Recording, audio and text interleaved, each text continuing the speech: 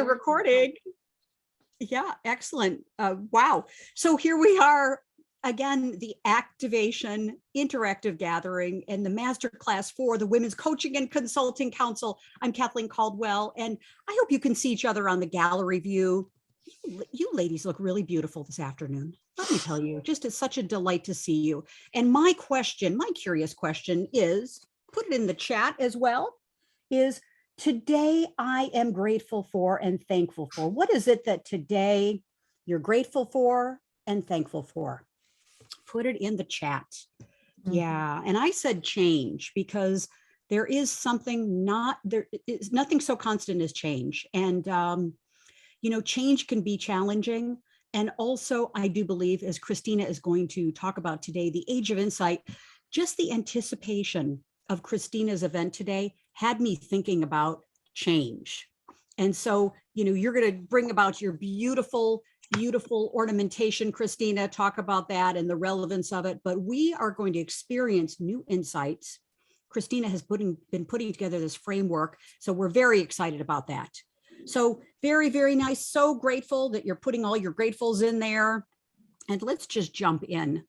Yeah, very, very nice. That we get the great privilege to talk about insight. And again, I'm Kathleen Caldwell, founder of C-Suite Networks, Women's Coaching and Consulting Council. So grateful to be here. And I'm an author, speaker, and essentially I'm an advocate for women. That's the bottom line. I'm a huge advocate for women. And I firmly believe when I advocate for women, I advocate for men, children, communities, and the world. So I just want to get that flat out there. Okay. So I appreciate each of you taking the time today to come to our Activation Masterclass. We're doing something a little different. Again, hence the change is on the second Thursday of the month. We are having a gathering at 5 p.m. Eastern because we know there are our sisters in Australia and Asia and in Europe that want to jump on our call. So we want to have a time frame that works for everyone. And then on the first Thursday of the month during C-Suite Networks Council Day, we meet at 1 p.m. Eastern. So an email will go out to you with all the details, but just welcoming, introducing our speaker and some new insights. Today's program is going to be extraordinary, as they always are. So let it mention too, big shout out to Tara Clancy. Tara Clancy is going to jump on in just a moment, but wow, in December, she did a program that was extraordinary. If you were at that program, put a yes in the chat, okay? Tara went through a whole experience. We had a lovely experience of experiencing high performance rest with her meditation. So watch the replay, and the replay is up, and it was just an excellent program. And love that. And then, of course, earlier this month, so curious, for any of you, is time flying quickly here in January 2022? Put a yes in the chat. Yeah. Yep, exactly. So Dr. D. Holstein Vandervalk, whoa, was she awesome? The Power of Authenticity. This last program, we did a recording, and you will love this. We had a super good time, and you can actually use this program to go through for yourself new levels of authenticity. It was a great program. Okay. So, in the Women's Coaching and Consulting Council, we have our 4 values: relevancy, reach, reciprocity, respect. We model the C-Suite Network's values. And as women, hello, we're coming with a we first mindset, we first mission, and we're all about women co-accelerating and collaborating. So that's what we do in our council.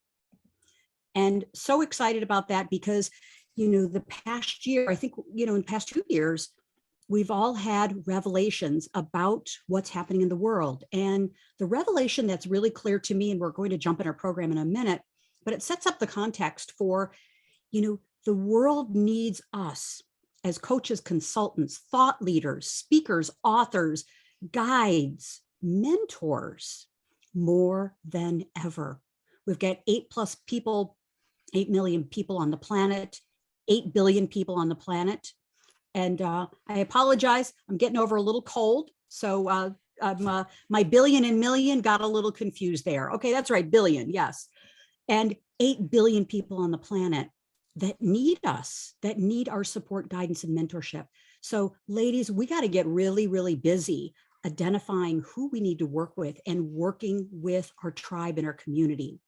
People, organizations, they need us now more than ever. As a trusted advisor, as a coach consultant, there are people that are lost and they're just waiting for you. So I invite you to really step into what's next for you as a coach consultant. We talked about change, and you may know that we were the Women's Leadership Council. Okay.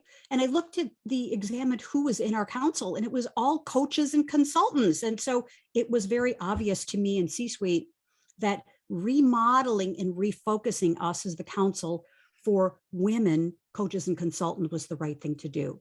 So that's our big announcement, is we've created this new council just for you. If you're a coach, consultant, trusted advisor, thought leader, because we're all about helping you grow and scale your businesses and your life.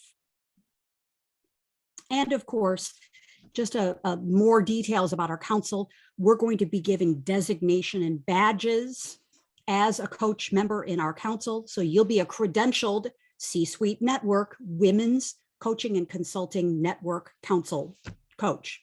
We're also going to be focusing on how to help you get into corporate, coach teams, coach leaders, coach executives, how to get into that very lucrative and complex corporate executive coaching area. And for some of you, I know you're already in it, but we want to help you get in there. Whether you're a speaker, an author, move into that, help you get into groups. If you'd like to start a group coaching program, we're going to have programs about that. I've been doing groups since 1998, and it's I love it. Also, advanced learning and education on what's working now, because what's happening in coaching is not the same as it was 6 months ago, let alone a year ago. So we're going to be bringing on subject matter experts and experts, thought leaders on what's happening now, so we can help you be ahead of the curve, okay? And then, of course, programs and education on how to set up joint venture alliances, partnerships, business sister success, so we can all make the pie really big and get a very delicious big slice, okay? So we're letting go of the competition, but instead embracing collaboration and co-acceleration, okay? That's what we're going to be doing in our council. And as you hear me talk about all the time, if Baskin-Robbins, and I know the grandson of Baskin-Robbins, the founder, Ocean Robbins is his name. If Baskin-Robbins only had one flavor of ice cream to sell, or AKA just one-on-one coaching, he wouldn't be so successful and have this legacy business that he's passed on through the ages. So with all of us, I'm not saying we have to have 31 different flavors of things that we do, but having multiple things to do, to offer, to provide to our clients, first of all, it makes it a lot more fun for us. And number two, it gives things for people to say yes to. And a diversified and leveraged business gives us a lot of security and a lot of optimism for the future. And if you agree with that, put yes in the chat. Yes. Okay. And then finally, the real awakening that I've had, hence today's topic, is that the world really needs you in your light. We've been stuck in some caves, a lot of us, and mainly our clients and our prospects and the people looking for us have been stuck in a cave. They need the light that only you can provide. So I just want to welcome you today and say, it's our time, ladies. It's our time. The clients that we want, the communities that we want are wanting us. So saying yes with discernment, with optimism for the future, and with new insights is what we want to do today. So let's go ahead and let's just shine it. Okay. So let's go ahead and let's welcome Cristina DiGiacomo. Take yourselves out and let's just get in here and say hello to Cristina. Hi, Cristina. Welcome, Cristina. Woo-hoo.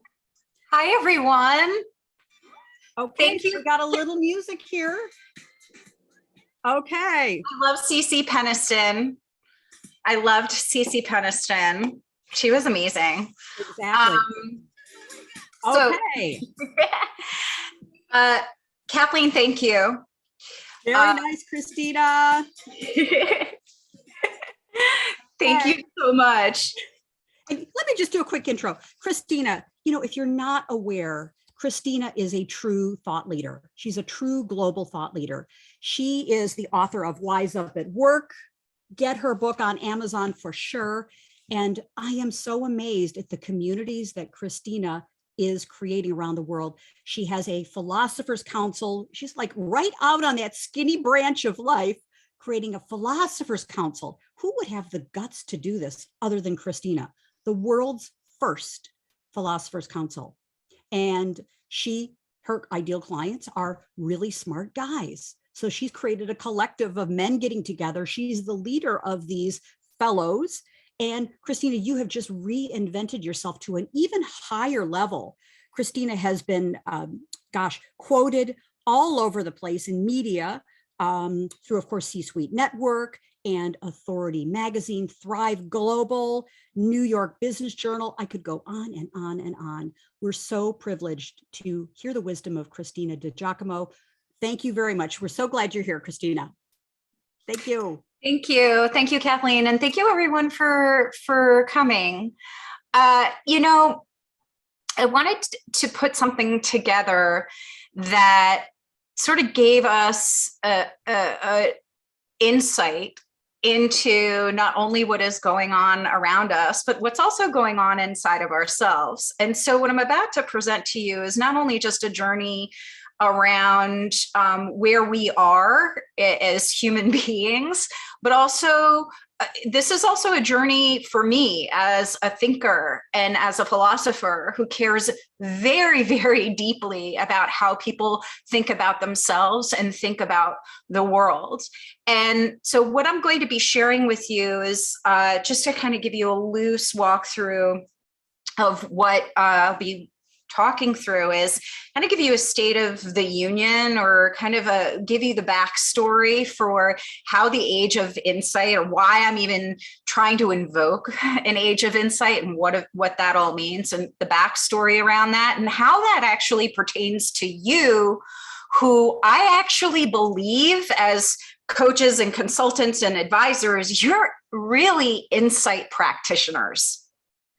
That's what you are. And so I am here to share my thoughts and some material around insight that could potentially be tools or fodder for not only your own contemplation, but the work that you do with your clients in helping facilitate their own contemplation. And this will become clear as I go along. And I also have a wonderful little exercise that we're going to do together. We're going to do a little story time. I have a beautiful Hindu legend to share with you that really exemplifies what I'm trying to do with the Age of Insight. So that's the agenda. I think a lot. It's what I do, and one of the things that I've been wrestling with is the sort of movement and noise in our society, and the messages that we get from the media, and all kinds of opinions of what's going on in the world. And we're just kind of fire hose blasted with these very reactionary energies. And also feeling maybe, and this is what I've gotten from people, feeling a sense of overwhelm. It's almost kind of like we're playing the universe, like a universe's game of whack-a-mole. It's like wherever we look, whether it's our business, whether it's society, whether it's the environment, whether it's gender issues or social justice issues, it almost feels like everything is broken and kind of falling apart, and it's a bit overwhelming. And it could make us feel that there's like these substantive forces, external forces that are weighing on us.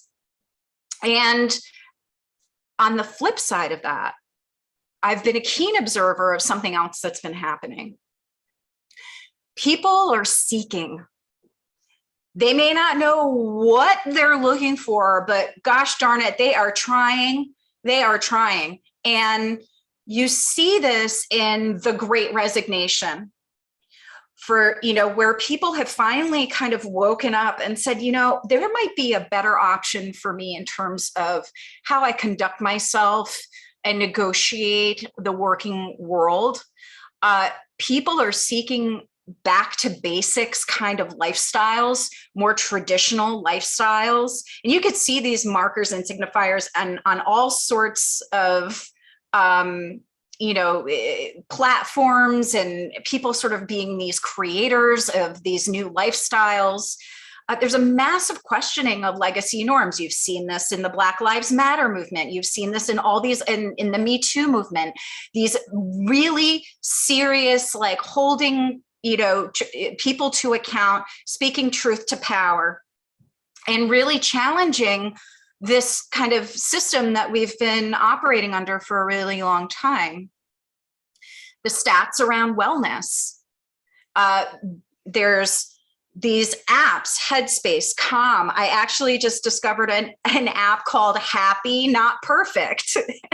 And so there's all these technologies now that are also facilitating these wonderful explorations and expansions in people's lives and in their minds and in their well-being.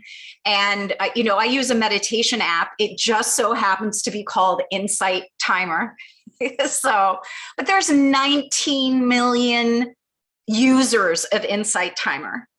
And so there's all kinds of other things that I've been observing out there that is showing me that there's sort of this undercurrent of people actually really wanting to have a thoughtful and relationship with themselves and to think more deeply and really kind of challenge just everything that that they see that may not be working for them anymore. So these two things juxtaposed, I'm like, what's happening here? And so one day I just thought to myself, I asked this question and I was like, when was the last time we had a Renaissance? I have no idea why this question popped up in my mind, but it was like, and then I went and I Googled, I was like, what are the different ages we've been in? And it was the industrial age. We started with the industrial age. This is just in the past 300 years. The industrial age, then the machine age, then the atomic age, then the space age. And now we're in the information age, which is made up of the social media age, multimedia age of big data. And I thought to myself, I'm like, what the heck? Where are we?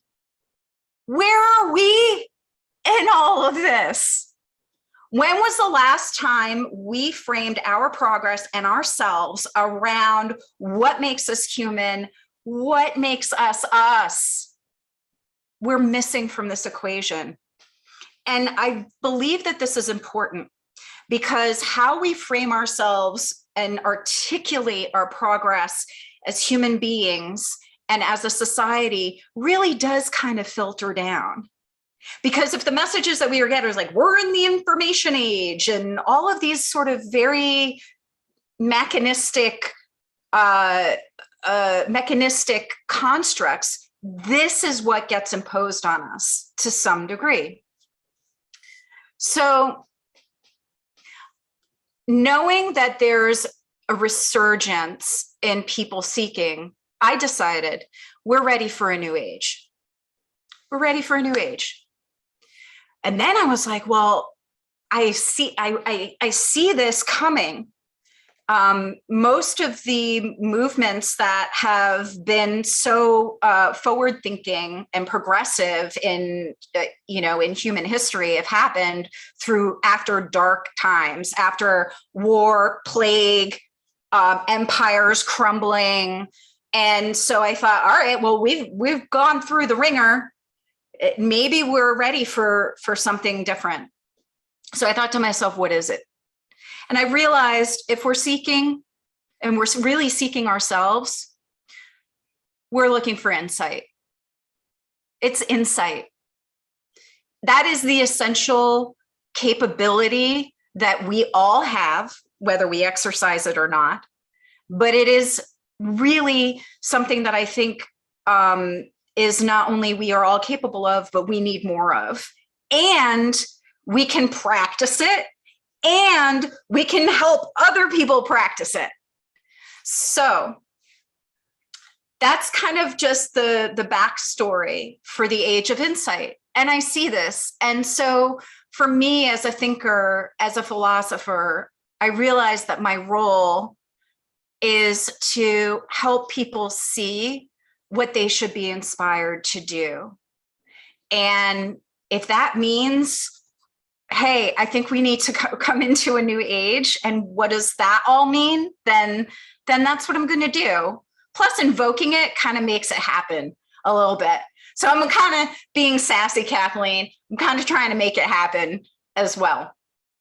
So if there are any questions, please, I don't know, we're about to go into an exercise and a reading.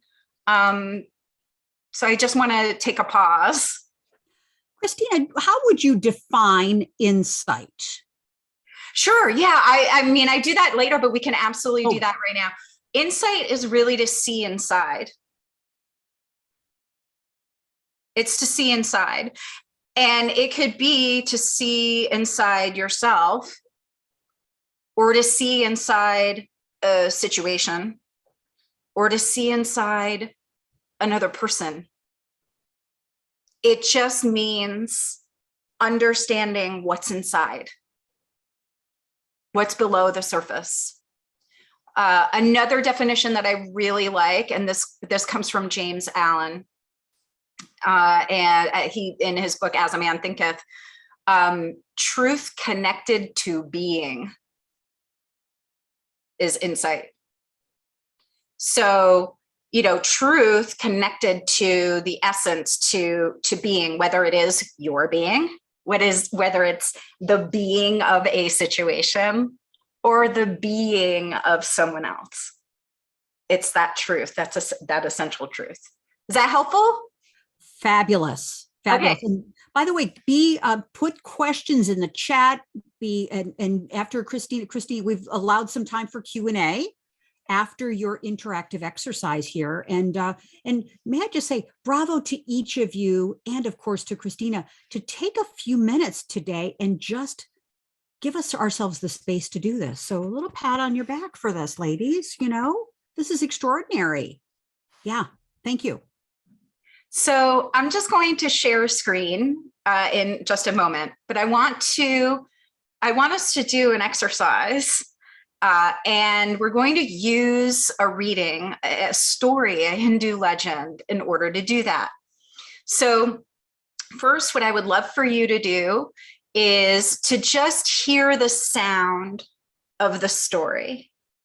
Don't worry if you get it. Don't worry about that. Just sit back and relax and hear the sound of the story. And then what I'm going to do is I'm going to share the screen, and you're going to take a minute and read the story to yourself. And then I'll facilitate a discussion, but we'll get to that in a minute. Okay? So ready for this story? All right. There is a Hindu legend about a time when all humans were gods, but they abused their divinity. Brahma, the chief god, decided to take it away from them and hide it where they would never find it again. Brahma called a council of the gods to help him decide where to hide the human's divinity. Let's bury it deep in the earth, said the gods. But Brahma said, no, that will not do. One day they will dig deep down into the earth and find it. Then the gods said, let's sink it in the deepest ocean. Again, Brahma replied, no, not there, for they will learn to dive into the deepest waters and search the ocean bed and find it. Then they said, let's take it to the top of the highest mountain and hide their divinity there. But again, Brahma replied, no, for eventually humans will climb every high mountain on earth. Someday they will find it again. The gods gave up and said, we do not know where to hide it, for it seems there is no place on the earth or in the sea that humans will not eventually reach. Brahma thought for a long time and said, here is what we will do with humanity's divinity. We will hide it deep down inside humans themselves. The humans will search the whole world, but they won't look for it inside their true selves. Ever since then, the legend concludes, humans have been going to and fro throughout the earth, climbing, digging, diving, exploring, and searching for something that is already within themselves. Okay, so I'm just going to do a share screen and everyone can kind of see. Oh, I can't seem to. Okay. Can you see that? I'm going to try to do full screen. Is that, oh gosh.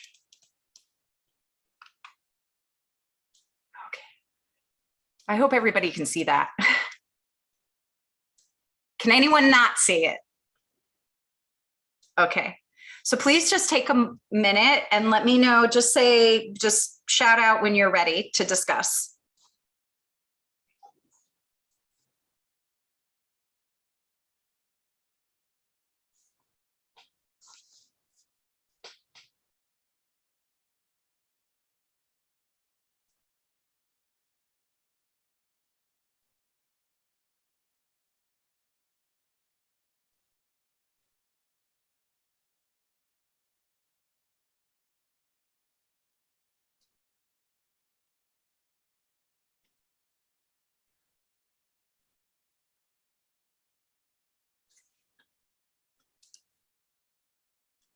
Okay.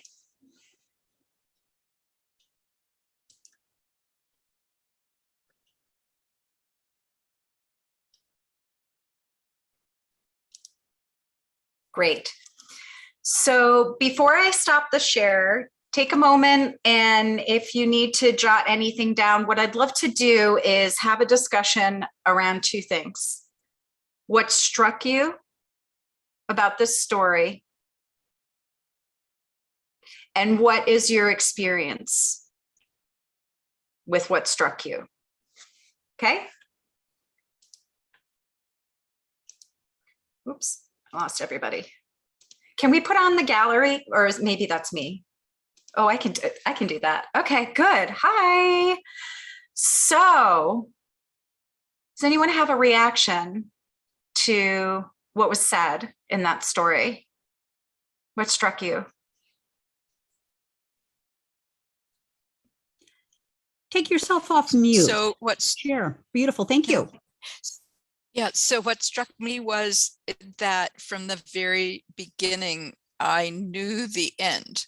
So, you know, I guessed the end of where to hide. And so that was interesting.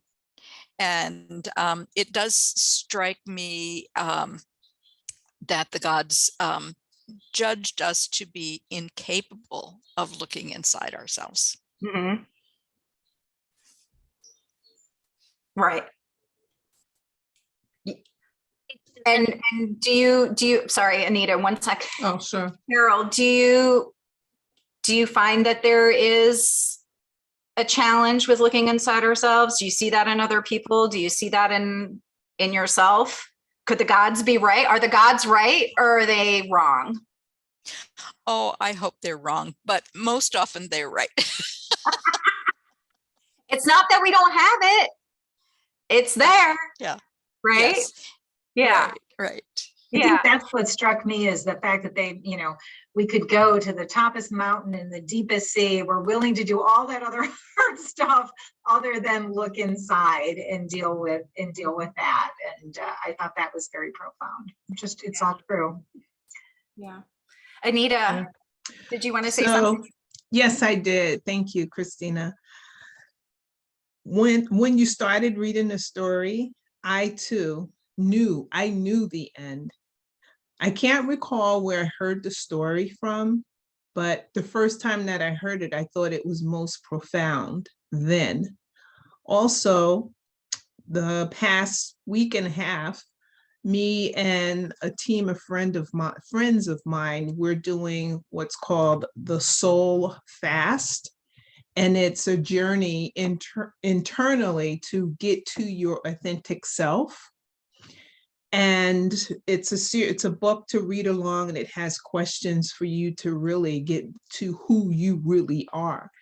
So within that, it caused me to look internally and to do that search. And there are some things that I have uncovered, have revealed, that I'm now facing in my life that I knew was there and never wanted to deal with those things, and just kept going along, but further getting away from authentic self.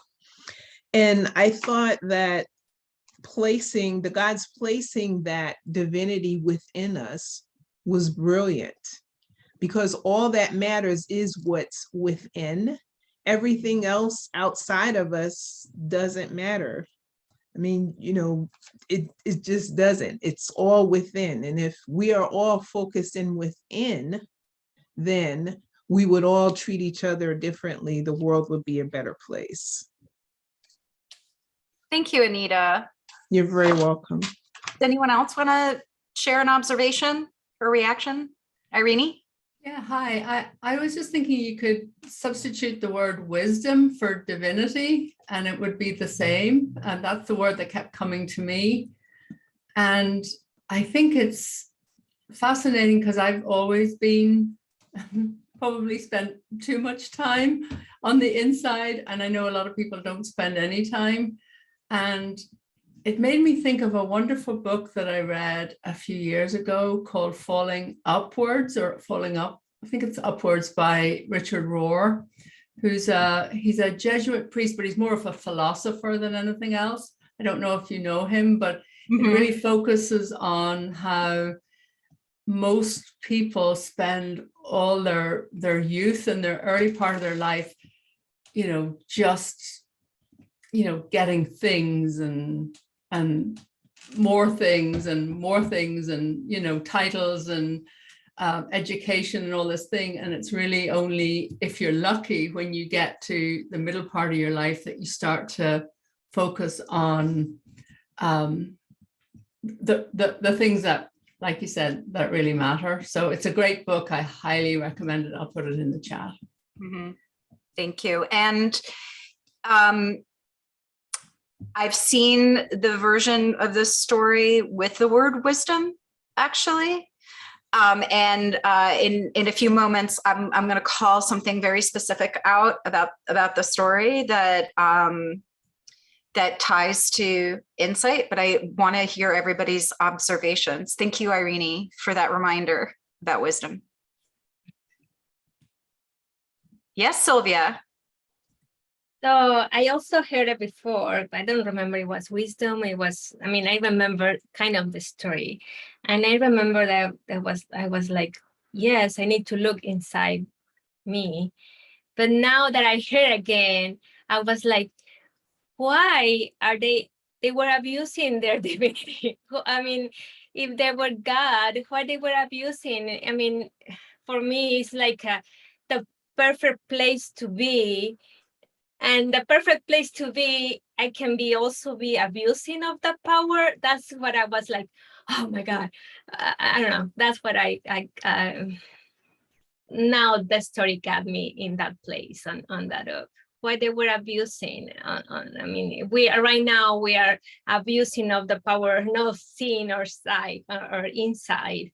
And then if we go to see or inside, then we also be abusing. So it's not going to be a good balance or something. That's what I got it. I'm sorry. Maybe it was something else, but that's what I felt. You know, Sylvia, you bring up a really interesting point with regards to I mean, we all have gifts. We all have, you know, I guess the word now is superpowers. We all have choice, right? We have the choice to act in certain ways and do certain things that are rooted in intention and motivation, right? And perhaps, you know, as you're seeing somewhere a lesson with regards to earlier in the story of like, how could humans abuse their divinity? It's worth examining. In what way do we abuse the gifts that we've been given? You know, whether we look at them as divine gifts or genetic gifts or the gifts of privilege or, you know, whatever it is, right? Or the gifts, you know, or maybe not, or our ignorance or, you know, our minds that can do so many fantastic things and then grow claws and turn on us, right? So it's worth thinking about, like, what is it that we have that we could abuse? And contemplate that and find the measure. If there's if the worry is like, oh my gosh, am I overextending here or overextending there? Like, in what way can you find a refinement in the measure of how you use those gifts, so that you don't feel like you are abusing your divinity? Just something to think about, right? Anything else? So one of the things about the story that, yes, first, there was one divinity.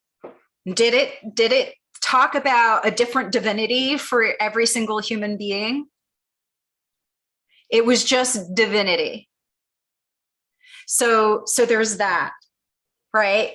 And it was for all humans, not a few select humans, right? It was all humans. So we all had this divinity. It was the same divinity, if we want to look at it that way. And we all have it. However, we need to look inside. That's insight. To be able to see the divinity in yourself, in others, in situations, to see the divine in any moment is insight, because it's looking inside, right? Looking inside ourselves. So I thought that was a good story to kind of talk through or exemplify a little bit about insight. And I just want to check the chat in case there were any questions or anything. Oh, Kathleen, you asked, how does this show up as women? Well, and you know, here we are, the Women's Coaching and Consulting Council, and you know, we're all coaches, no matter what, you know, what our title is being a coach, and we're a consultant to our clients, our teams, our family, you know, our communities. And I think that this is, to me, it's a representation, Cristina, of a larger conversation that you are a catalyst for, is where do we give away our power? And in what subtle ways do we give away our power? And then where do we give away our power, instead of looking in, which I know you're going to take us through an exercise about this, of a framework, is look inside first, then look outside, in that order. Inside, and then if we have a higher power, you know, our higher power that we use. So Cristina, any commentary on that? Is ultimately it's power, isn't it? Yes. And one of my favorite quotes that every time I read it makes me be like, yeah, is from Emerson. And he says, when you know the depths of your own mind, You know the depths of all men's minds. So if you want to navigate and negotiate and move your way through this world, the only way to do that is to know your own mind. Because Emerson also believed in a universal mind. He believed that there were some very consistent things about how we think and how we feel that really actually moves across, you know, at a universal level, that are universal ideas or principles that most people can understand and relate to. He called this the universal mind. So when you know your own mind, you know the depths of all men's minds, which means even though your experience in life may be different, your insight or your takeaway from that lesson is relevant and can resonate with a lot of people because they may have felt that same thing too. Insight is something you feel. It's something we've all experienced, an insight where we were like, oh my God, that is it. That is the thing about me. And immediately we feel released and we feel that truth. So as far as like what we give away as women, I don't know if it's necessary. I don't know. We give away, but we only feel that we're giving away if we feel that we're giving away.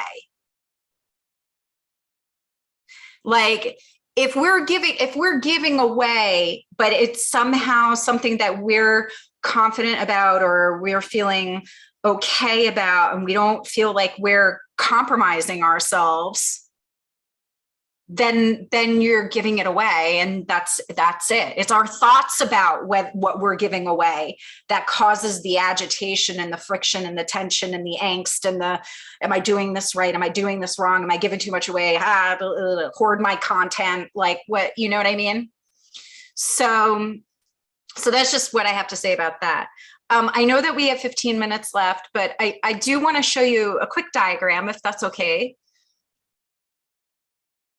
Yes. Okay, great. Yeah. So here I was like, Cristina, could I just jump in? Put in the chat what insight you've already had from our time together. And then Cristina is going to be giving us a framework we can use. So I'd love to give some feedback to Cristina. What's an insight you've had? Maybe it's just a sentence, maybe it's a word or phrase. Put it in the chat. We want to hear from you.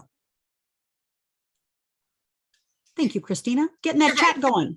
Sure. Oh, okay. And please continue on. Yeah. Yes. Please. So here, all right, I've had this big idea. We're about to, we're entering in an age of insight. And this is what I think is happening. And I want to create these like guided spaces for deeper thinking. That's the work that I do with the Philosopher's Council. I've created a guided space for deeper thinking. And, helping CEOs to use philosophy to generate insights for themselves, for their companies, for their lives, for the world. And so, but then I was like, well, I have to now do the work to explain or, show what this is all about. So I have a model. And the interesting thing about, I called it the insight model. This is a funny story. Sorry, we may run out of time and I may have to go really fast, but this is so much fun. So I had said, all right, I want to call the age of insight. I want to have a model. I want to call it the insight model. And then I was like, oh, someone's probably already has an insight model, the insight model. So I decided to do a Google search on the insight model. And yes, someone had already come up with the insight model. You know who that was?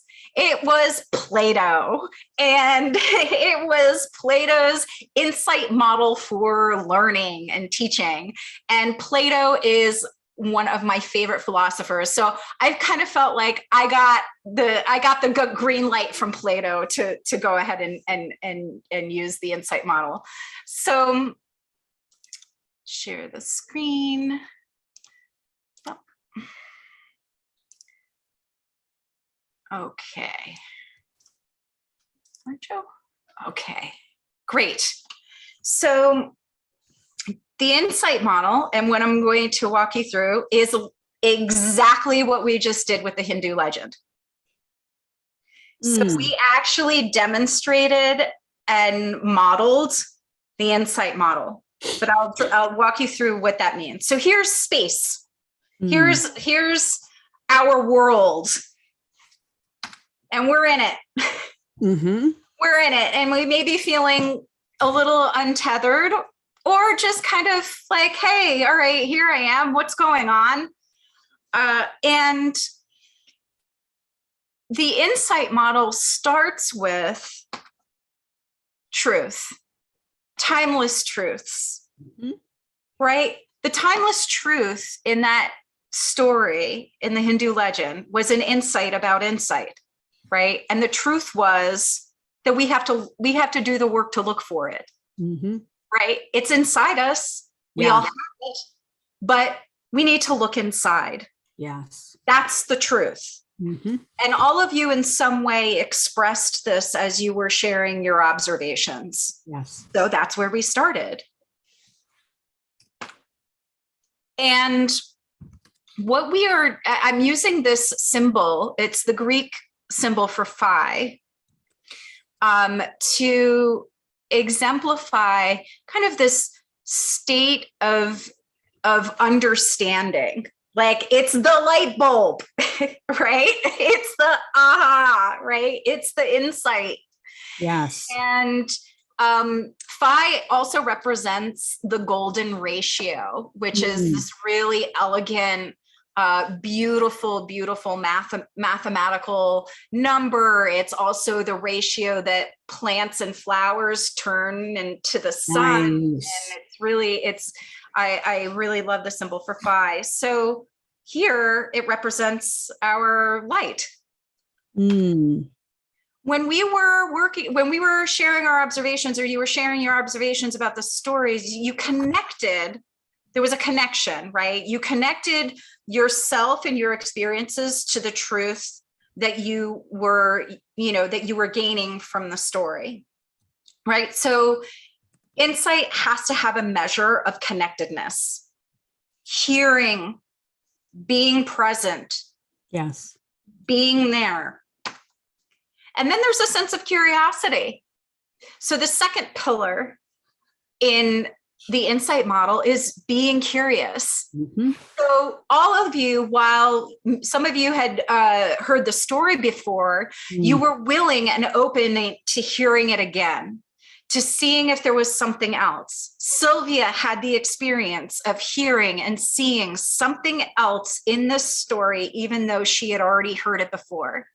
And she had the experience of kind of contemplating the abuse of divinity and what does that mean?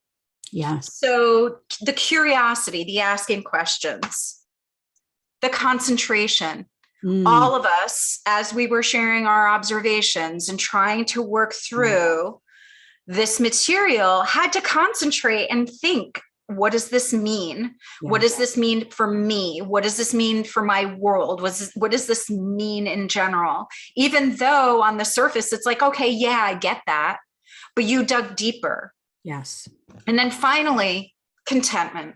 You cannot have insight. You cannot generate an insight if you're not still, if your mind is noisy, if you are feeling agitation. And we now created a space that was, in my opinion, as we were having our conversation, very relaxed, very casual, very kind of like coming together and enjoying each other's company. That's contentment. All of these pillars, grounded in the truth, ladder up to a guided space for deeper thinking that leads to insight. Yeah. And so this is the model that I use with my clients, with my prospects, with how I'm going to be articulating the Age of Insight. I actually just submitted the Age of Insight for a Fast Company award in their experimental category. One of my dreams is to bring more insight into people's lives. to help solve problems, either their Wow. problems or the world's problems. Nice. Pretty big, it's pretty lofty, but I think it really starts with, you know, yourself and how you are insightful, but also seeing where it occurs in the world and calling that out let me just stop the share. So just to, hang on, just have a final thought. We find opportunities to practice insight everywhere. You know, one of my favorite practices is everything and everyone that's in front of me is my teacher. I practice that all the time. So as insight practitioners, when you perceive a problem with your client, with yourself, maybe something in your life that could use more refinement, maybe more attention, if there's a motivation, if there's an intention, if there's a reaction, find the truth in it, connect to it, get curious, find, you know, concentrate, attend openly, and find the contentment. And somewhere in there, you're going to be able to see inside. Every moment in life and your clients' lives presents a lesson and an opportunity to see inside. So thank you for having me. That's the end of my presentation. Brilliant, Cristina. Brilliant. My Thank you. goodness. Yeah, thank you so much. So let's give Cristina some visibility here. Take yourself off mute. Yeah, and the world thinking philosophy thought leader. I mean, I could come up with so many different titles for you, Cristina, but let's just say the leader I see in you, Cristina, is this. So let's give Cristina some feedback on this. And I say, Fast Company, winner, and more. That's that leader I see in you. Jump right in and let's give Cristina some visibility. That leader that you see in Cristina from this presentation, from who she is what to you? What did you see? And you could just take yourself right off mute and just jump in. We want to get your voice. Anita, we know you've got something to say to Cristina. Certainly, certainly the leader to, excuse me, certainly the leader of, you know, taking this charge with insight. I think insight is a fabulous word, concept, idea. It's definitely something that I have been using in my vocabulary all of a sudden. So it's out there, the universe is one, and it looks like you're the one that's going to spearhead it for all of us, Cristina. I think this platform is an excellent platform to introduce this, because we as consultants, coaches, and business owners, or just, you know, high-level people in our organizations, insight is key. So thank you. Thank you, Anita. You're very welcome. I really appreciate what you said about everyone in front of us is our teacher or is my teacher, because I think sometimes we think we have to come to a webinar or a workshop. I had an incident last week with a very difficult older man, and instead of dismissing it, it was a really good opportunity to teach me something about myself. So sometimes the worst situations can teach us more than, you know, going to a class or a webinar or something. So thank you for that. This was great. Thank you, Irini. Yeah, who else wants to jump in and give Cristina some visibility? Carol, you had some powerful things you said in the chat there. Okay, so I just see Cristina as such a leader, and her ability to be vulnerable and to invite the same of us is just so special. I appreciate you so much Christina. That is just exciting.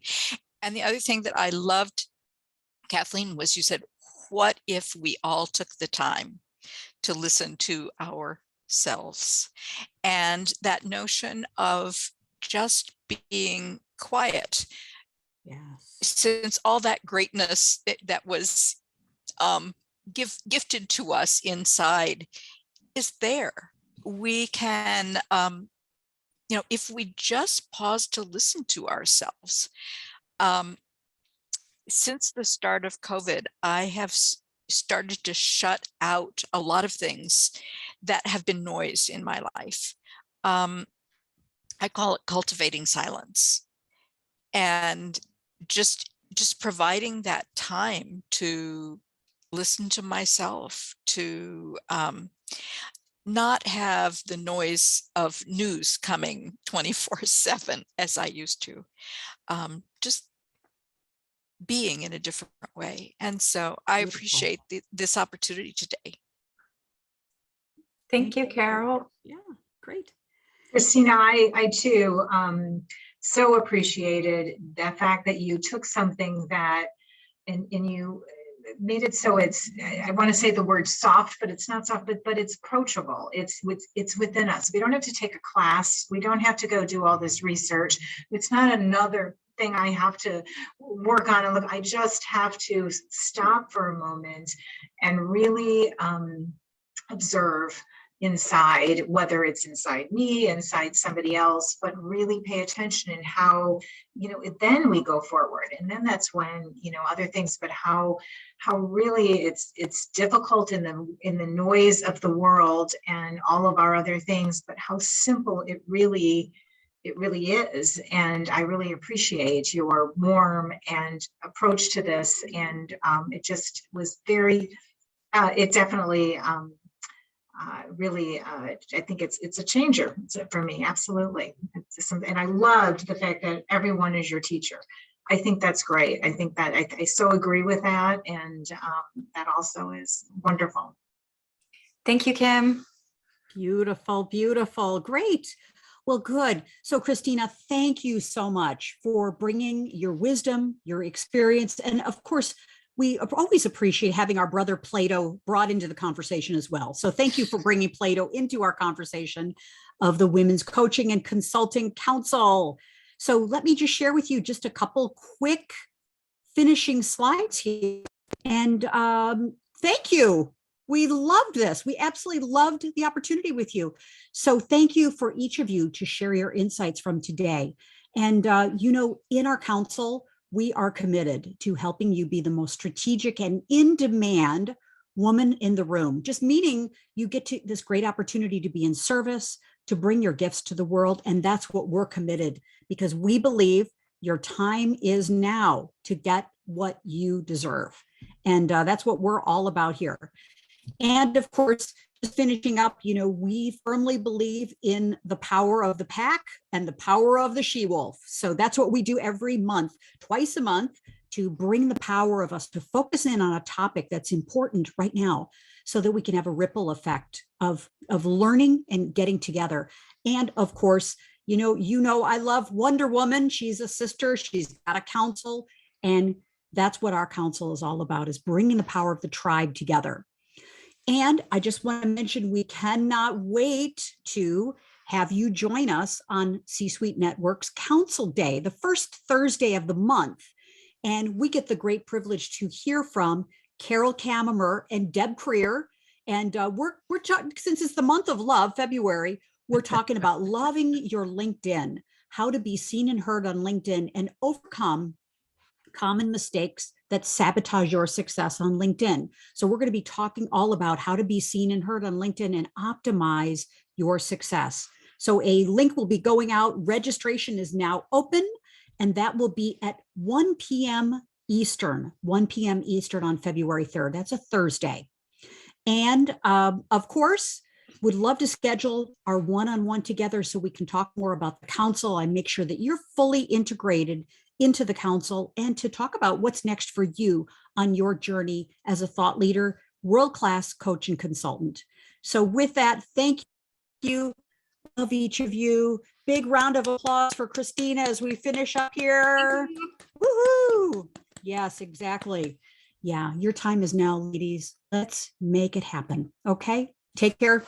Love all of you. Thanks for taking the time, and let's pay it forward. Bye-bye. Bye for now. Thank you.